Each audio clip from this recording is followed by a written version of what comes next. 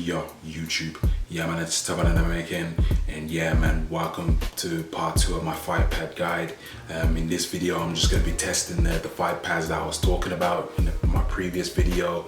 You know, I'm just gonna be testing the response, the movement, and the combos, and etc. And I'm just gonna be talking in between it. So I don't want to waste no time. I just want to get straight into it. So yeah, I'm gonna roll the clip. Enjoy. Starting off is the Hori Fighting Commander Pro 4. I'm just going to be, you know, testing this with Jax and Cassie. I'll be using Jax, so I've got them on the screen right there. So yeah, I'm just going to start off with the dashes. So as you can see right here, so far so good. You know, the responsive enough, the left and right, up and down, hop.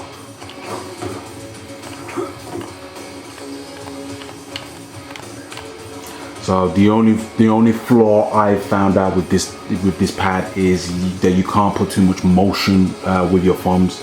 So look at my thumb right here and look at Jax on the screen from a distance. Just watch. See how I'm trying to jump back, but he's doing a neutral jump. That's the problem with it. Look.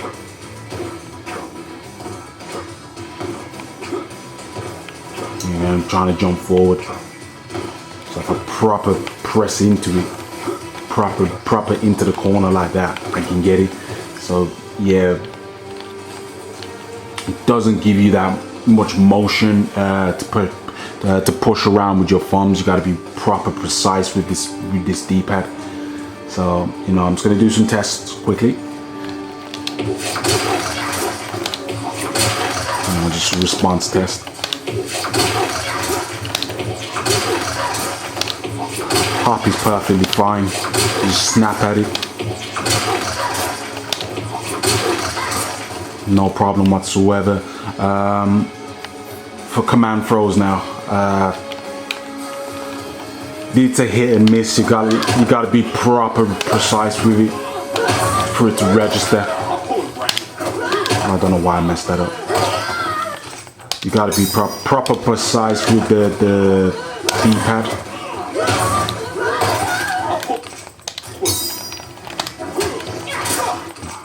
See? So if I just mush it like that, that's what happens. I tried mushing it again and I got lucky. That's the thing. So you gotta be proper precise. The smaller the thumb, the better, I would say. Because if you've got smaller thumbs, you wouldn't have to put and you put motion in. You won't be putting as much motion as I am when you're trying to do a sequence. So you know, we're not just talking about grapples, but we're also talking about, you know, combo sequences. If you're in the middle of a combo and you're doing some shit, so the blocking is on point. Probably the best blocking out of all the 4 pads in my opinion. But yeah, man, just keep that in mind. Right, second one is the Dragon Slay Fightpad Pro, also referred as the Mad Cat Street Fighter 5 Fightpad. Yeah, man, I'm just gonna test the dashes on this and, you know, the response. So let's go. So yeah. As you can see, the dash is way more faster with this D-pad compared to the Hori Fighting Commander. So you know, shimmying right there. I'm just gonna show you thumb view, pad view.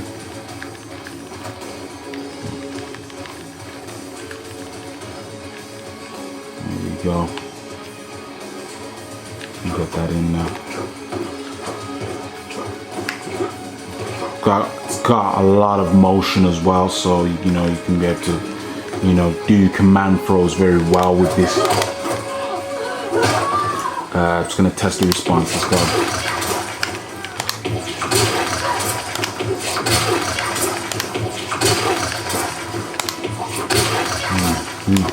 It's actually going in. Messed up, but it is what it is. So yeah, man, like if the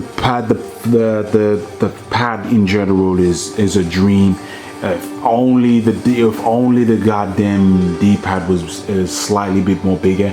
But the thing is, it's not the end of the world, because the Mad Catz version of this Fightpad have the exact same D-pad but slightly bigger around the base right here. So it's out there, guys, man. So I would invest on that if you're looking to, you know, if you're feeling this pad, if you're interested. And also the analog stick is really responsive, more light, more got, you know, less dead zone than the DualShock 4.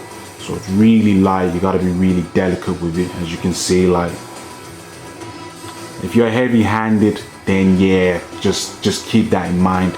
And if you're a type of person that just uses the D-pad and you just use that to jump around, it's a win-win situation for you. So, but if you're a person out there that have medium-sized hands to small hands, the perfect pad for you. If you're a person out there that has big hands and you use the analogs to jump like this, then, you know, invest in the Mad Catz improved D-pad version. That's what it's called, Mad Catz Street Fighter 5 improved D-pad. That's what it's called. Put it in on Amazon, it will come up.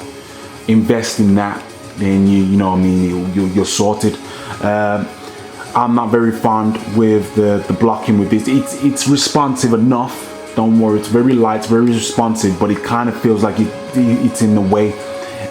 If it annoys you, you know, your alternative could be just ripping these back triggers out and just making use of the, let me get that out, making use of the top buttons as the block and the, you know, either the throw or the flip stance, however you want, and just use these as an alternative, as an interact or whatever. You can be able to just mix and match, but the triggers are kind of a bit of a flaw with this Fightpad.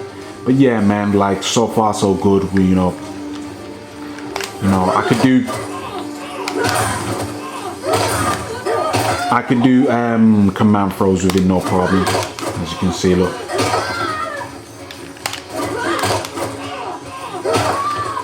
Other side, no problem. This is what will happen. You accidentally just jump, like, you know, just depending on the size of your hands. If you got slightly smaller thumbs, then yeah, this is the right D-pad for you. So yeah, man, like, for me, if it's your first Fightpad, I would recommend looking into this the most. Next is the Street Fighter 4 Fightpad by Mad Catz. This is my default pad. This is the one I use the most. This is my pad, y'all. Yeah, man. Yeah, we're just gonna test the dashes and the movement and the response, the pad in general. So let's test this out. As you can see already, by tapping it, it's the most responsive out of the three. I'll just give you TV view right there. And shimmy, duck, jump back, jump forward. Does what I tell it to do with my thumbs, no problem whatsoever. You know what I mean? You can so I'm touching it right there, like how delicate it is. So, you know, yeah, and that's why the fuck I use it. Okay, so, you know, let's test the response of it, our reactions.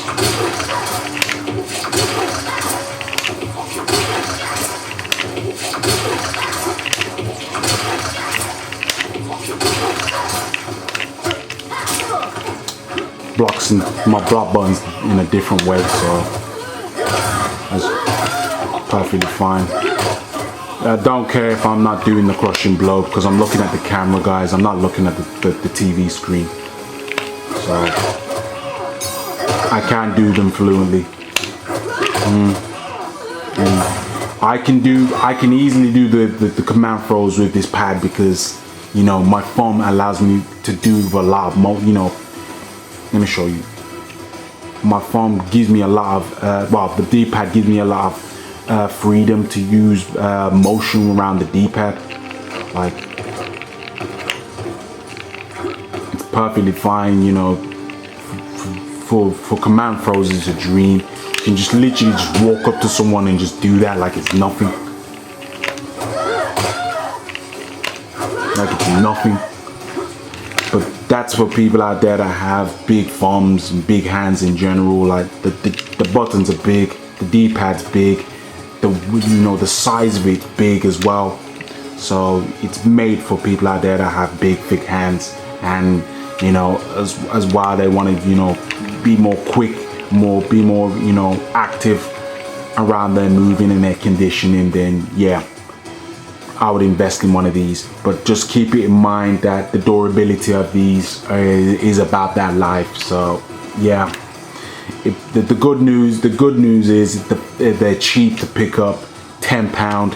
They're probably gonna last about a good for about 4 to 6 months.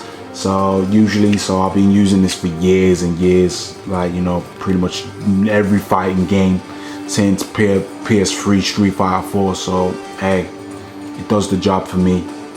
Can't let it go. And yeah, that's my pad right there.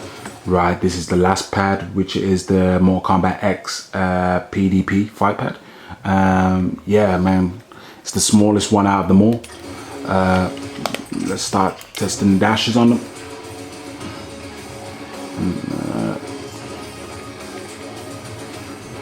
Yeah, so far so good. Pretty much similar feel to the Hori, but it's the he just has a glossy touch, whereas the Hori has a matte touch. So pretty much similar in feel. This one gives you a slight little bit more motion, around your thumb, but slightly. So you can still jump back, jump forward, but you just have to be a bit careful you don't overdo it.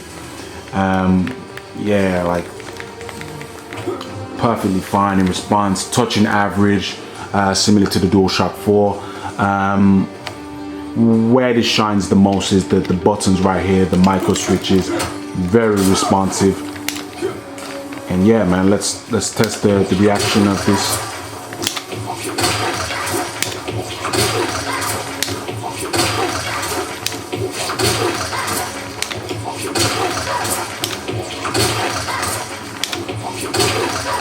Okay, so perfectly fine, like nothing wrong with it. It's just a little bit of a flaw for me because I've got big hands. So if I was to do command throws, or I was in the middle of a combo, I'm just gonna accidentally just jump forward or jump back, depending on what kind of sequence or depending on what combo I use. So it all depends on the size hands you have. So I can be able to try to do the quad throw. See, I'm trying to mush it, as you can see.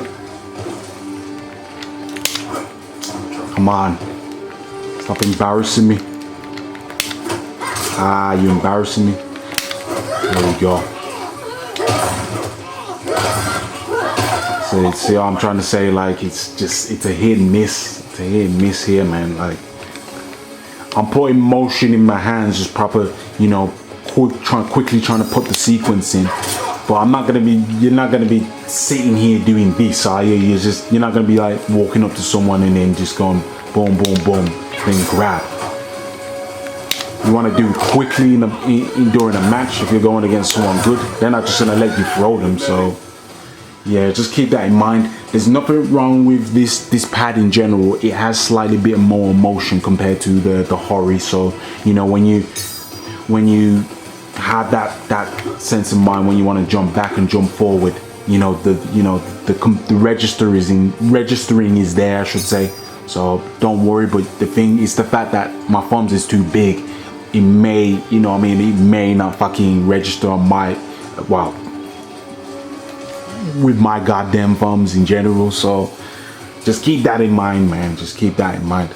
So it's not a bad pad whatsoever. Medium to small hands, like I said in the previous video. It works pretty well. So yeah. All right, so that's the end of the test. I'm just gonna be talking about my experience towards all 4 of them, and yeah, man, you guys can go from there. So the Hori Fighting Commander Pro 4, yeah, perfectly fine around the hands, like very comfortable, very light controller. The back buttons is where it shines the most. These buttons right here, the face buttons right here are very responsive. Well, not very responsive, not very responsive enough, which is a plus. Which is a good thing. With the D-pad, it's pretty much a hit and miss. So it's all down to preferences, and it all depends on what type of pad you've experienced within your whole life.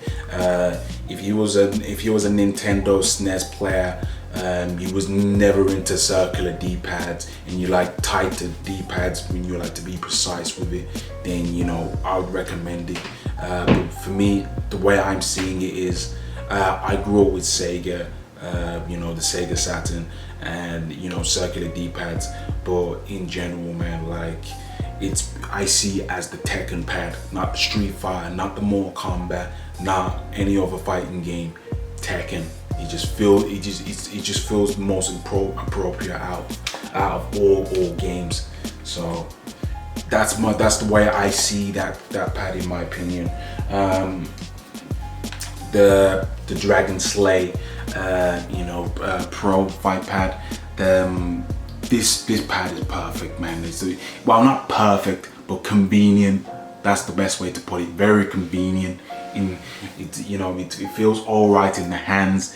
I'm not saying it's the most comfortable, but it's comfortable enough. Like you can still play within hours. So don't let me pull you off saying that shit. It has the most buttons, so it has the face buttons. If you want to go on practice mode and you want to reset where you want to put your character and practice and get good with the game, the buttons right there. Also, if you're used to using analogs and you're using the D-pad, it's just just moving around doing combos, and you use the analog to just jump back, jump forward, or duck, or you just use the analogs in general, then yeah, the preference is there. The bumpers right here are goddamn responsive. They feel this is probably very debatable, and which one feels the most responsive. It feels better. I don't know why the hell they couldn't just do exactly the same with the bumpers at the back. I just don't know why. But the triggers right here, it's a hit and miss. They tried to do that for Street Fighter, because when you want to press your V trigger in that game, you can be able to activate it. And yeah, I don't know why they did it, but it is what it is, man. They just tried to create a gimmick right there. But you can always rip them out, no problem whatsoever. But it's definitely the most convenient. It has the most buttons, and it's a very good beginner fight pad. If you're out there and you just started playing fighting games, then for me, I would recommend this. So it is what it is from there. This is my main pad right here, which is the Mad Catz Street Fighter 4 fight pad. It has an adapter in. If you haven't watched my previous video, it has a Xbox 360 to PS4 adapter. So I put this in my PS4 to play Mortal Kombat 11. Because it's an Xbox 360 pad, so you gotta invest $4.99 to £40 within the adapter in order to use this pad. For me, I've been using this for a long time, years. So, and I can't seem to let this pad go. The durability is about that life, like I said. So just keep that in mind, man. You get screwed over like one of the months, thinking, oh shit, this button's not working, that's not buttons working. It's usually, for me, it's usually the back button that go on me. Street Fighter is pretty much a more technical game. Well, not technical, but more active when you're using the D-pad. So when you play Mortal Kombat 11, you're not gonna experience any faults anytime soon. So it's pretty much a win-win situation. But yeah, the durability is about that life. I got huge hands. Like if you out there got huge hands and you're not used to the DualShock 4, and you're looking to play some serious Mortal Kombat with some quick dashes, quick in and out conditioning, shimmying, and you're a command throw player as well. This is a huge plus. If you're a person out there that uses command throw characters like Kano, Jax, Collector, and any other characters out there, then this is a win-win situation. The combos are crisp. The movement, as you can see, was more responsive out of the four. And yeah, man, like, you know, there's nothing much I can say towards that. If you're looking, thinking, yeah, but I got smaller hands, but that seems, the way you're describing this is a great pad. There is a Street Fighter X Tekken Fightpad, which is pretty much 30%, well, if that 50% smaller than this, but the D-pad is exactly the same size. You can invest in that, and that may be the more convenient choice for you. I have tried that pad before, but it did break on me very easily. That's because I bought it used. It was used and it was pretty much broken the next day. So someone tried to cash out, you know, pretty early right there just to get that easy money. But it is what it is. So yeah, man, you can use, you know, that's my pad for you. The Mortal Kombat X PDP fight pad. Yeah, it's pretty much a hit and miss, like with this as well. This is where it shines the most. The blocking is pretty much touching average. It's perfectly fine. Like, it's not crap, it's not amazing, as I said in the previous video, but it does the job. The D-pad it's got motion, but it hasn't got a lot of motion compared to the two Mad Catz pads. But you know, if you grew up in that area where you didn't play with circular D-pads, or you didn't grow up with Sega, or in general, and you're used to like Nintendo pads, and you're looking to play fighting games, then yeah, man, go ahead and invest in one of these. Like I said, this is where it shines the most. Probably the most responsive buttons out of the four. And yeah, man, like, it's very comfortable in the hands. All four of these pads are light. The most heaviest one is this one. So yeah, man, that's the Mortal Kombat X PDP. If you got small hands, it's a win-win situation. So response has to go for that one.